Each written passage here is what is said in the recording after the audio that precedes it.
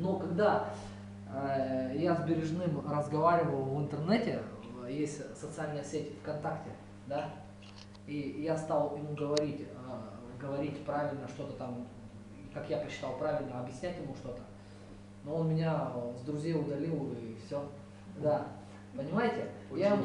Да. Не, я ему разъяснял, говорю, вот, когда нашего Ивана Дьяконова вы наградите, когда вы нас вызовете, там, пригласите, что-то там поговорим.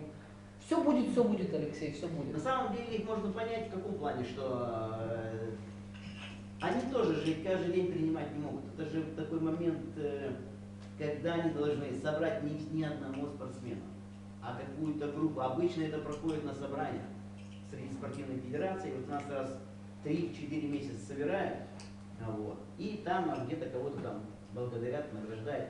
Проводят свои пресс-конференции и там награждают. То есть нужно, может быть, какой-то момент выждать, не так сильно их обижать и дождаться. Должны быть сведения, когда это будет. На самом деле я подразумеваю так, что все-таки может быть, вот когда будет ассоциация, будет по-другому. Общение будет по-другому. Мы будем собираться в пресс-конференции у них, в Министерстве спорта, у них есть зал. Да. Они подключают свою прессу, и пресса всегда приходит. Конечно, конечно. Ну давайте тогда, получается, Надо найти третьего, как говорится. Чтобы 3 федерации, да? 3 федерации минимум должно быть. Федерация самбо Республики Коми. Мне кажется, она согласится с нами все. Ну, куда надеяться? Сидят представители федерации самбо, согласятся. Дзюдо и самбо, получается, 3 федерации. Вот, пожалуйста, мы можем уже готовить документы и Составлять, да. составлять устав, составлять программу действия и уже потихонечку, если кто-то будет к нам присоединяться, это уже хорошо. Это уже не одна федерация, не федерация шахмат, не федерация самбо, не федерация дзюдо. Мы будем уже действовать от общественной палаты и от других организаций. Да, это будет уже более более масштабно. Тогда да, надо готовить документы и, получается, ассоциацию создавать, протокол собрания, да? Да, Протокол собрания официально в юстицию, документы готовить. Дай бог, это надо сделать до декабря. Что нужно сделать для этого, чтобы ребята брали от вас пример и, может быть... Секрет вашего успеха. Да, секрет вашего Можно успеха. я отвечу на вопрос? Вот я хочу сказать, да, вот если мы берем шахматы, детский спорт. Чтобы стать чемпионом Республики Коми по шахматам, это нужно 4-5 часов ежедневных занятий. Если мы хотим стать чемпионом Северо-Западного округа по шахматам, 6-8 каждый день. Каждый день. Это систематические каждодневные занятия. На самом деле это вот путь как раз к успеху. Это единственный путь, который я знаю. Другого нету. Вот. 6. А приезжали дети 13-го года рождения. Это во сколько? По 4 года? Так они набрали по 6 очков из 11. Вы представляете?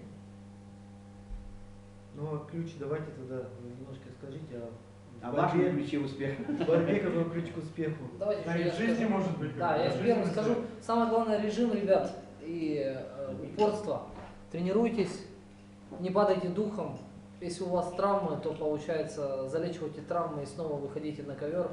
Тренируйтесь, упорство, еще раз упорство. Есть ребята одаренные, есть которые ребята, не одарила их природа, но они упорством берут. Я считаю, самое главное упорство. Тренироваться.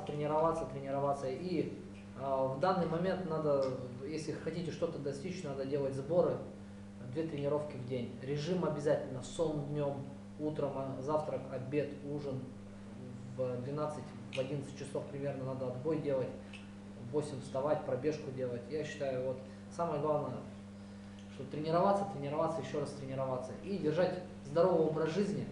Не только в спорте, но здоровый образ жизни и в школе, и не сквернословить, не ругаться, стараться и учебу поддерживать, чтобы у вас хотя бы хорошие оценки были. Я считаю, это самое главное.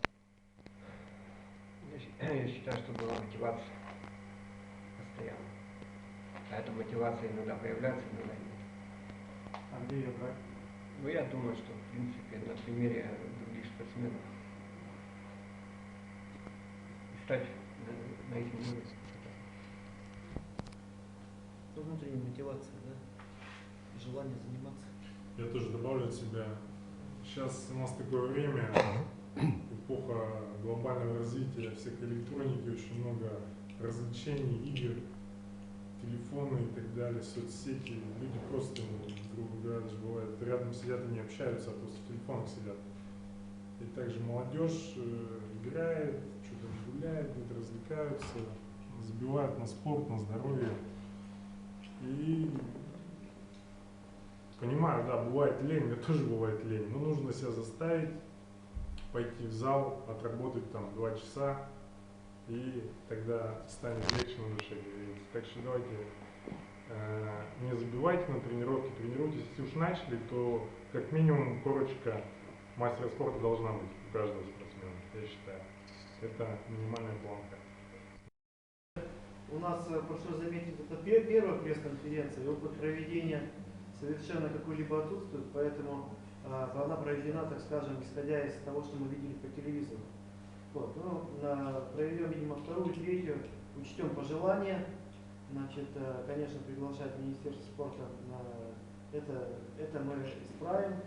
Конечно, для того, чтобы наши позиции выглядели уже по-иному, мы будем говорить от имени Союза ассоциаций, да, спортивных федераций, да, ну, средства массовой информации, думаю, что мы с ними будем работать, так скажем, за более длительный период, перед тем, как будут проходить пресс-конференции.